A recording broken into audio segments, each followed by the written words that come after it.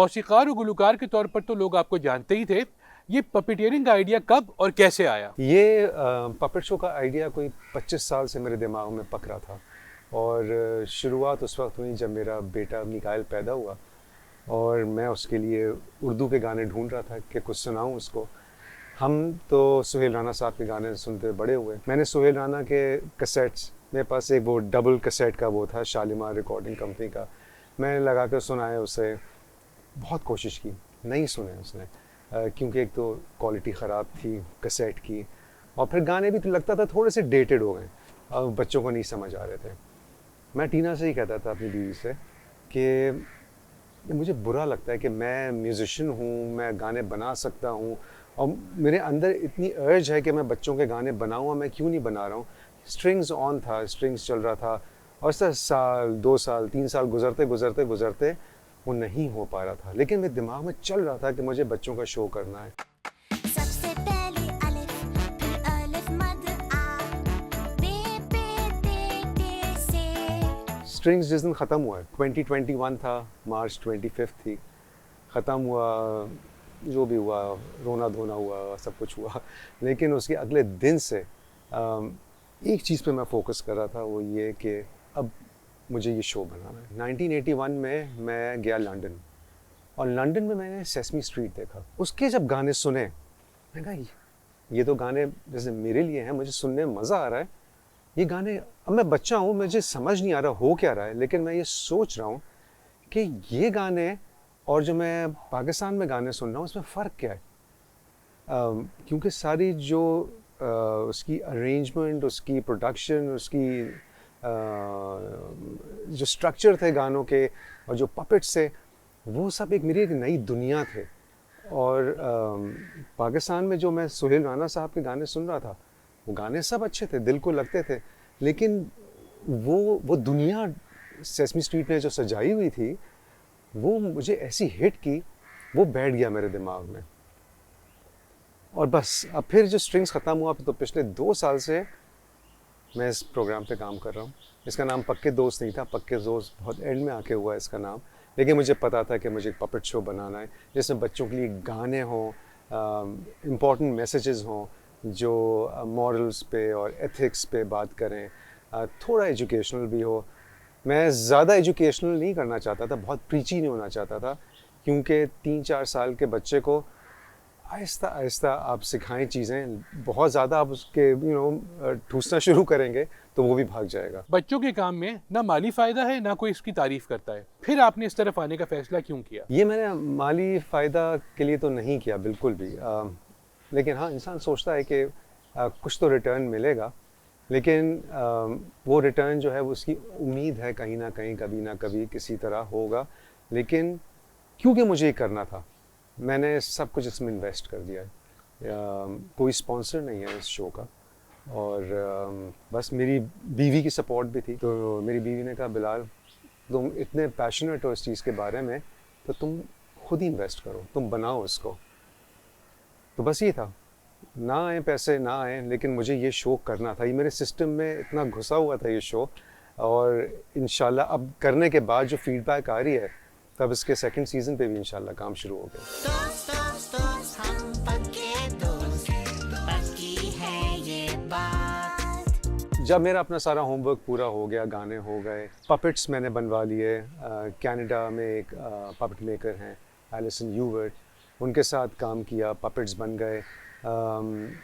मैं hand and rod puppet की research मैंने टेलीविज़न पे देख के, यूट्यूब पे सारे वीडियोस, बिहाइंड द सीन्स, जो कुछ मुझे मिल सकता था, जिम हेंसन के जितने इंटरव्यूज़ मैं देख सकता था, फ्रैंक ओज के जितने इंटरव्यूज़ देख सकता था, उनकी जितनी टॉक्स देख सकता था, बिहाइंड द सीन्स जितनी मूवीज़ में पपेट्स आए थे, और उन सारी चीज़ों को एक डिटेक्टिव की आंख से देख रहा था कि ये चीज़ें कैसे हो रही हैं, कहाँ रखा है।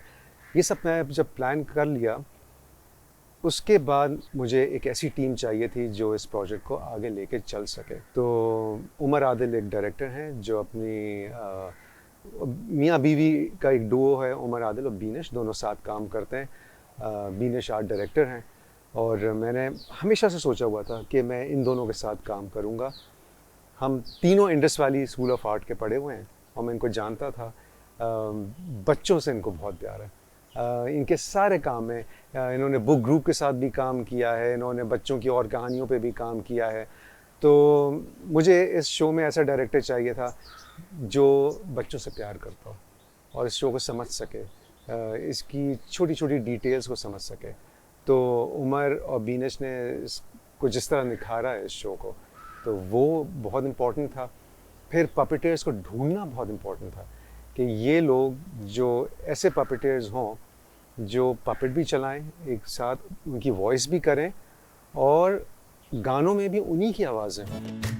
मैं तो देखूंगा, मैं तो देखूंगा, तुम भी देखोगे। 33 साल एक कामयाब म्यूजिक बैंड का हिस्सा रहने के बाद आपका सोलो सफ़र कैसा जा रहा है? सोलो सफ़र अच्छा जा रहा है, अल्लाह का शुक्र है। जब शुरू हुआ था तो कुछ पता नहीं था करूँगा क्या। स्टेज पे जाने का वापस मेरा बिल्कुल कोई प्लान नहीं था, लेकिन एक ब्रांड के साथ मैंने उनको ब्रांड एम्बेसडर था चाय के ब्रांड के साथ, और उनका एक इवेंट था। उन्होंने कहा कि ये फेस्टिवल है और हम चाहते हैं कि आप जाएं स्टेज पे। मैंने कहा मैं तो नहीं जा रहा भाई, मैं छोड़ चुका हूँ। तो उन्होंने इंसिस्ट किया, तो मैंने फिर बैंड बनाया अपना नया और वो सारे गाने प्रैक्टिस किए। उन गानों को फैसल के बग़ैर गाना और स्टेज पे जाना बहुत अजीब सी फीलिंग थी ना, बहुत अजीब सी। लेकिन उस दिन 1 घंटा मैं स्टेज पे था, ऑडियंस से बात कर रहा था। हालत टाइट थी लेकिन एक खुशी हो रही थी क्योंकि मैं अपने आप को एक और लाइट में डिस्कवर कर रहा था। एक सवाल जो हर फैन के दिल में है, क्या वो स्ट्रिंग्स को दोबारा इकट्ठा देख सकेंगे? मुझे नहीं लगता स्ट्रिंग्स दोबारा साथ आएगा, लेकिन फ्यूचर किसी ने नहीं देखा। मैं ऐसे तो नहीं प्रेडिक्ट कर सकता। जुनून ने भी जब छोड़ा था जुनून, लेकिन उन्होंने तो लड़ के छोड़ा था। हमने तो बहुत दोस्ती में बैंड ख़त्म किया है। वो लड़ने के बाद भी वापस आ गए वो लोग, तो दोस्ती में फिर भी चांसेस हैं ज़्यादा। और छोड़ा इसीलिए था कि एक पॉइंट पे हम यही बात कर रहे थे कि अब थोड़ी बोरियत हो गई है, एक ही तरह के गाने कर कर के, एक ही तरह स्टेज पे जाके थोड़ा ब्रेक लेते हैं, 1-2 साल ब्रेक लेते हैं और फैसल अपना जो सोचना है सोचे, मैं अपना सोचता हूँ, और वापस आना है तो आएँ। लेकिन फिर वो जो ब्रेक वाला आइडिया था, बात ये हुई कि 2 साल 3 साल बाद वापस आएंगे, दुनिया कितनी चेंज हो चुकी होगी, दुनिया कितनी रैपिडली चेंज हो रही है। तो हम स्ट्रिंग्स को किस तरह, स्ट्रिंग्स इतना आउटडेटेड बैंड हो चुका होगा, वापस कैसे आएंगे? या तो ख़त्म करो।